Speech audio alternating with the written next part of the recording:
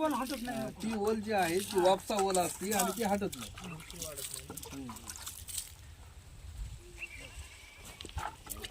मुरू द्यायचा. तिसऱ्या दिवशी पुन्हा नंतर काळी टोवा चालू करायची. तो काही काढी 1 2 3 डोळे पद्धत बरोबर आहे. 2 डोळे आतमध्ये घालायचे आणि 1 डोळा वरी आणि छाटणी अशी व्हायला पाहिजे.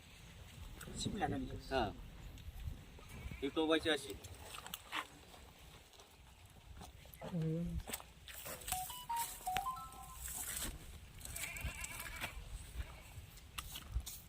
पूर्ण ही पद्धत सांगते की तुम्ही अजून 108 वाजे तर सांगायचं आणि नाही तो कोणी.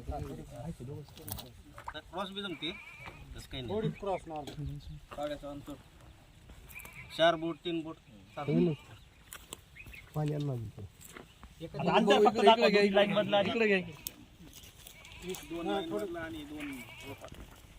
हे बघा शेतकरी बंधूंनो, सुरुवातीला ज्या आपण ह्या स्टिक घेणार आहेत भुरकट कलर निवडायचा प्राथमिक त्याची ओळख.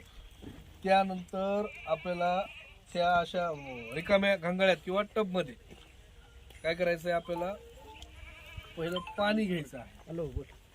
20 लिटर घ्या, 10 लिटर घ्या, तुमच्या ज्या काड्या आहेत, जेवढ्या काड्या आहेत त्या काड्याच्या अंदाजाने त्या पाण्यामध्ये 10 लिटरला 20 ml जर्मिनेटर आणि 20 ग्रॅम 22 टी हे मिक्स करायचं.